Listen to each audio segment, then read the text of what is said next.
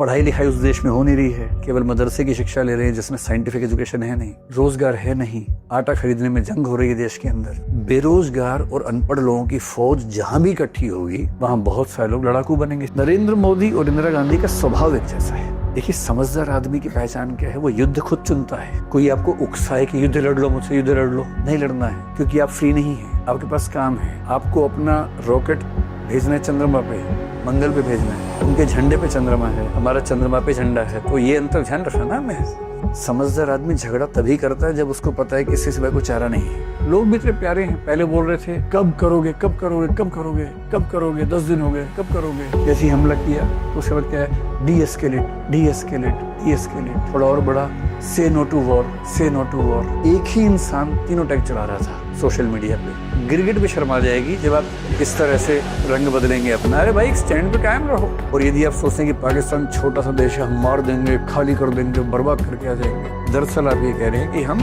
पाकिस्तान के साथ साथ चीन को भी और जरूरत पड़ी अमेरिका को मार देंगे। अब जमाना है प्रॉक्सी वॉर का, कि युद्ध ना करेंगे ना अनाउंस करेंगे, ऐसे काम करके आ जाएंगे। और पाकिस्तान इसमें एक्सपर्ट हो चुका ठीक ठाक। कहने वाले कहते हैं कि हम भी एक्सपर्ट हो चुके हैं, बलूचिस्तान में चीजें ऐसी नहीं हो जाती हैं, हमें नहीं पता, हम तो मानते हैं ऐसी हो जाती हैं क्योंकि वहां के लोग चाह रहे हैं आजाद होना। पर हमें पाकिस्तान के बारे में ठीक से पता है।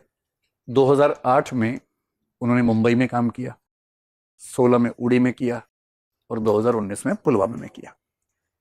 इसलिए मैं कहता हूं कि जब आपको तुलना करनी हो, युद्ध की तुलना युद्ध से कीजिए, ऑपरेशन की तुलना ऑपरेशन से कीजिए। और ऑपरेशन को आप युद्ध में कन्वर्ट कर देंगे कि पीओ के लेके आ जाओ। लोग भी तो ऐसी ऐसी डिमांड करते हैं ना कि पीओ के लेके आ जाओ। 2008 में मुझे इस बात से फर्क नहीं पड़ता कि पीएम कौन था उस समय, सरकार किसकी थी, ये केवल एक फैक्ट है, उससे ऊपर मेरे लिए कुछ नहीं। 2008 में एक बड़ा हमला हुआ, लगभग 175 सिविलियंस की मौत हुई मुंबई के हमलों में। 167 के आसपास भारत के थे, बाकी 8 उनके लोग थे जो आए थे मारने के लिए। एक बच्चा था जिसको हमने अरेस्ट कर लिया था, क्या नाम था उसका? हाँ, अजमल का साहब। बाकी सब मरे थे। तो उनको हटा के 166 के आसपास भारत के लोग थे। बहुत बड़ी बात थी। कुछ अमेरिकी लोग भी थे, इजराइल के यहूदी लोग भी उसमें आते थे, दुनिया भर में न्यूज बनी। अब भारत एक जिम्मेदार देश के रूप में बहुत प्रसिद्ध रहा है। भारत की सरकार ने जिम्मेदारी से काम लिया, प्रमाण इकट्ठे किए, डोजियर बनाया और वो डोजियर लेके दुनिया भर को दिखाया और इसको बोलते हैं कि मैं डिप्लोमेटिक तरीके से जवाब दिया। मनमोहन सिंह उस समय भारत के प्रधानमंत्री थे, यूपी की सरकार थी, डिप्लोमेटिक तरीके से हमने जवाब दिया। अब दिक्कत यह है कि कोई मधुमक्खी है, वो काटना चाह रही है और आप उसको ज्ञान दे रहे खड़े होकर कि देखो काटना अच्छी बात नहीं है, नहीं अच्छा नहीं है ना, no bad habits, bad girl no. अब मधुमक्खी है ना, मक्खा होता तो बैड बॉय बोल देते तो इसमें क्या कर सकते हैं? तो इससे तो बात नहीं बनती है। इस सामने वाला अगर समझने को तैयार ना हो तो आपको कुछ तो करना पड़ेगा ना।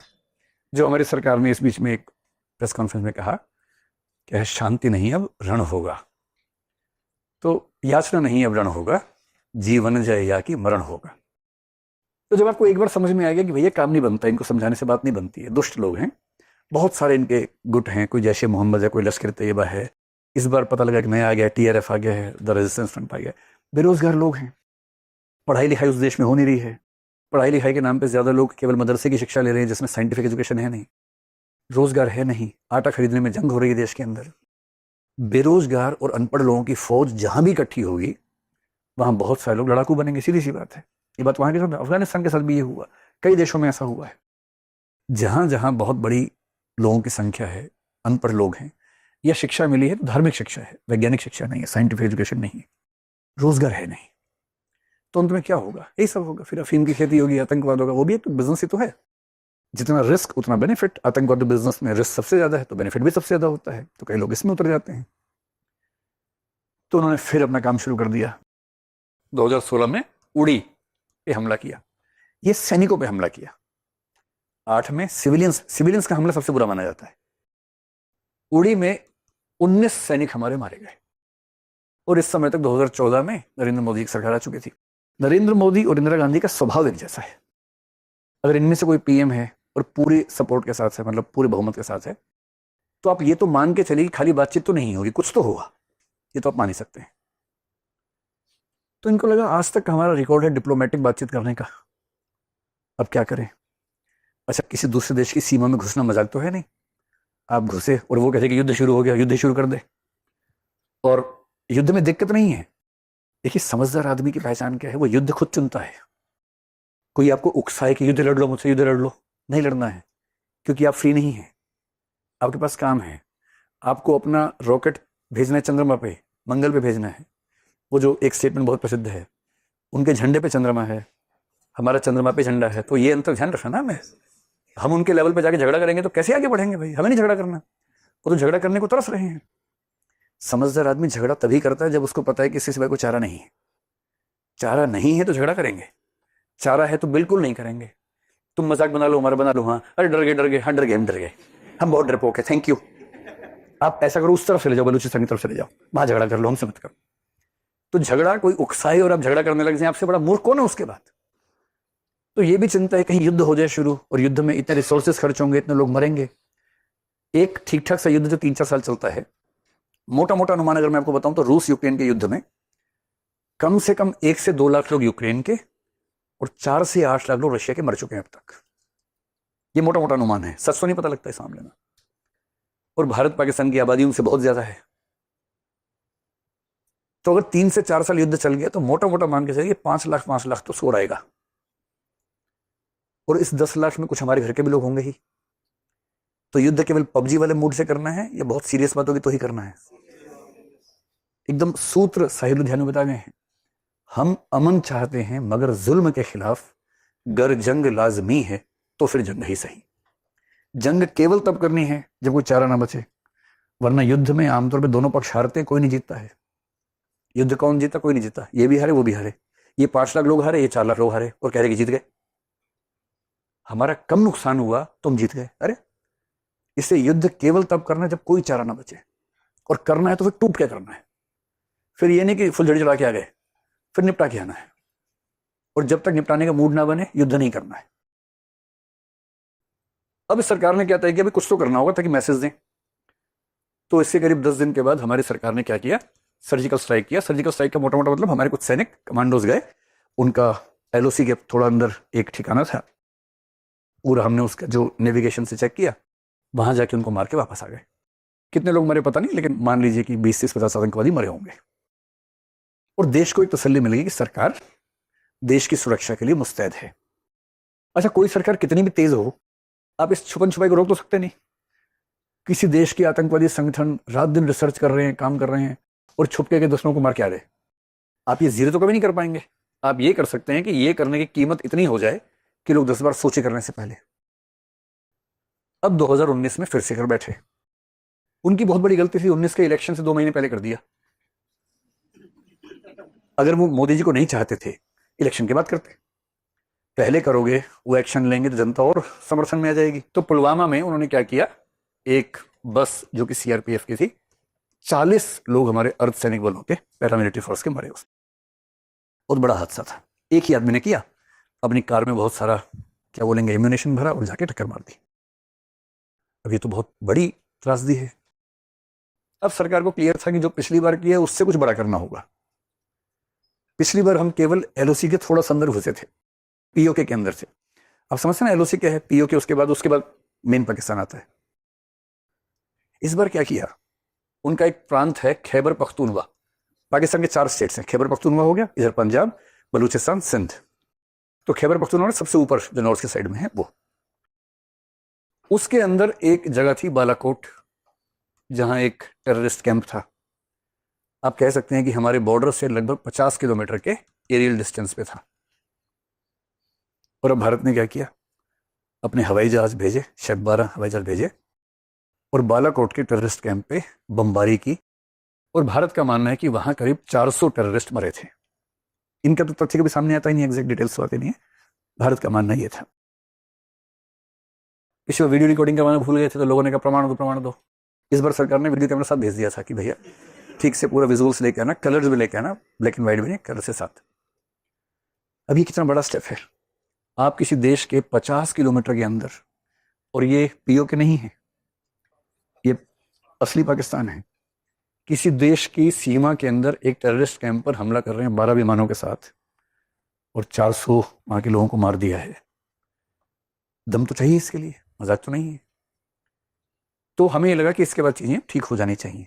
हालांकि ये लगना मुफ्त है, जब भी आपको लगे, अगर अभी भी लग रहा है कि कुछ नहीं होगा तो भी ये भोलापन है। अब 2025 में जो घटना घटी है पहलगाम में, उसमें इन्होंने 26 सिविलियंस को मारा है। तो मैंने पहले कहा सिविलियंस को मारना ज्यादा सीरियस बात है। सेना पैरामिलिट्री के बीच में झड़प होती है, वो बुरी बात है, लेकिन वो होता है देशों के बीच में, कभी कभी होता है। सिविलियंस को मारना ये बदतमीजी है। तो सीधी सी बात है कि इस पर एक्शन तो होना ही चाहिए था, और ये एक्सपेक्टेड था कि एक्शन थोड़ा ज्यादा बड़ा होना चाहिए। सरकार ने एक बार भी नहीं कहा कि हम युद्ध करने वाले हैं। वो तो लोग पबजी खेल रहे थे, उनको लगा कि हो ही जाए, मजा आ रहा है, थोड़ा और बढ़ाओ ना, ठीक माहौल बन रहा है अभी। इस बार 14 दिन लिए, फिर सरकार ने कहा कि अब हम सायरन खेलेंगे 2 दिन तक, सिविल डिफेंस। पाकिस्तान ने सोचा अच्छा सिविल डिफेंस अभी छुट्टी है हमारी, और उसी रात को अचानक कांड कर दिया। 7 मई की सुबह, यानी कि 6 मई की रात को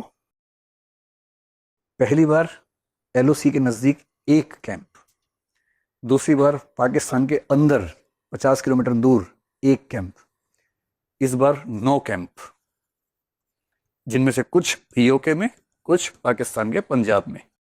और पंजाब में भी एक जगह नहीं, बहावलपुर में भी, मुरीदके में भी, और पीओके में भी एक जगह नहीं, मुजफ्फराबाद में भी, सियालकोट में भी।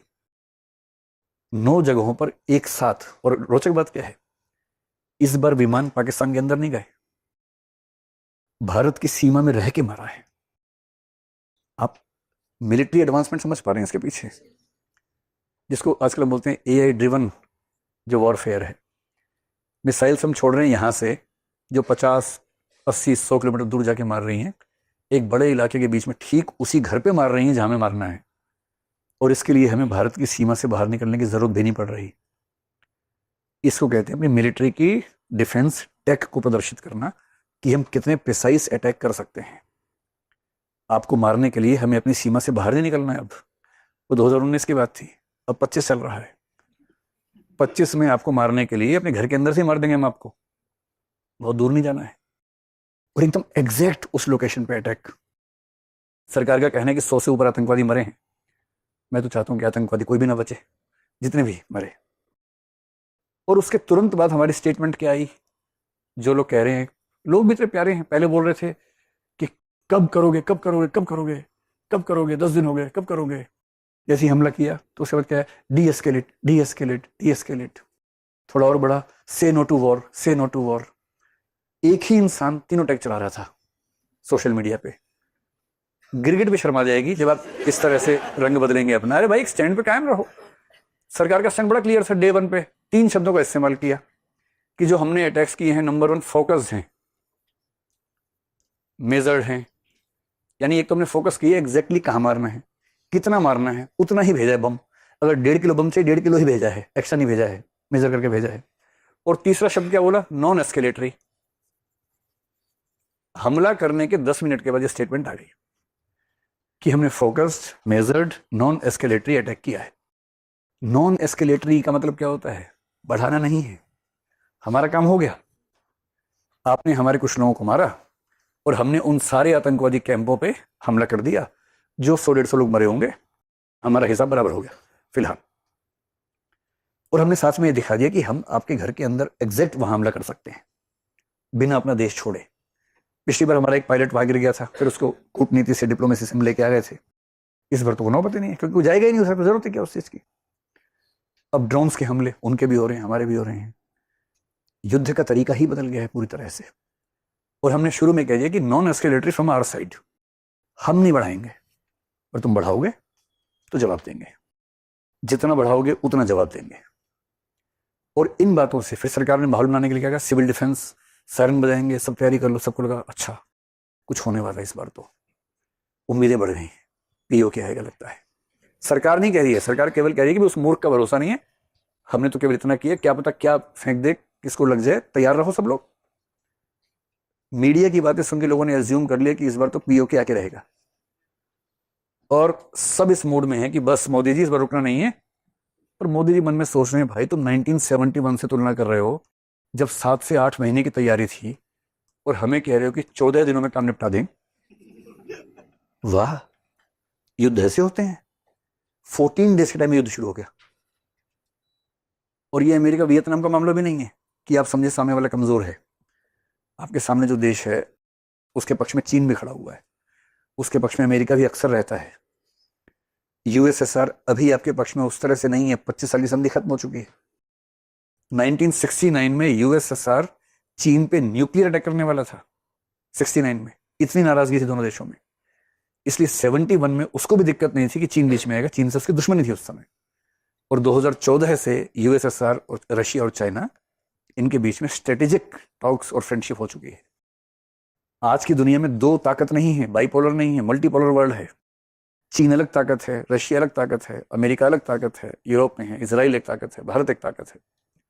सबके सबके साथ संबंध अलग अलग है। पाकिस्तान के पास एक इक्का क्या है उसका, मैं मुस्लिम देश हूं, सारे मुस्लिम देश मेरे साथ होने चाहिए। बेशक ना हो, कम से कम एक बात कहने को तो है ही उसके पास। अमेरिका उसका साथ आमतौर पर देता है, इस बार भी हमने देखा दिया ही है। चाइना एकदम साथ में खड़ा हुआ है। यूएसएसआर हमारे साथ नहीं खड़ा है, क्योंकि यूएसएसआर और यूक्रेन, इसमें सॉरी रशिया को मैं बार बार बोल रहा हूँ, रशिया और यूक्रेन के युद्ध में हमने रशिया का खुल के सपोर्ट नहीं किया, हमने बैलेंस बनाया। तो इस बार उसने बैलेंस बना लिया। अच्छी अच्छी बातें हमने की, दूसरे भी कर दी कि हाँ हाँ ध्यान से, है ना, ज्यादा नहीं, साथ नहीं दिया। इजराइल ठीक ठाक साथ दे रहा है, पर उसकी उतनी जरूरत नहीं है, कितना वहां से क्या होगा। और यदि आप सोचते हैं कि पाकिस्तान छोटा सा देश है, हम मार देंगे, खाली कर देंगे, बर्बाद करके आ जाएंगे, दरअसल आप ये कह रहे हैं कि हम पाकिस्तान के साथ साथ चीन को भी और जरूरत पड़ी अमेरिका को भी मार देंगे। इससे दुनिया में किसको क्या होगा पता नहीं, और सबसे भारी नुकसान हमारा ही होगा। क्यों? क्योंकि हमें वो पैसा खर्च करना था तकनीक में, शिक्षा में, स्वास्थ्य में, हर तरह के डेवलपमेंट में। और यदि वो सारा पैसा और बहुत सारे ह्यूमन रिसोर्सेज युद्ध में ही खत्म हो गए, तो ये समझदारी वाली बात थोड़ा है। और युद्ध जब भी होता है एक लंबी तैयारी के बाद होता है।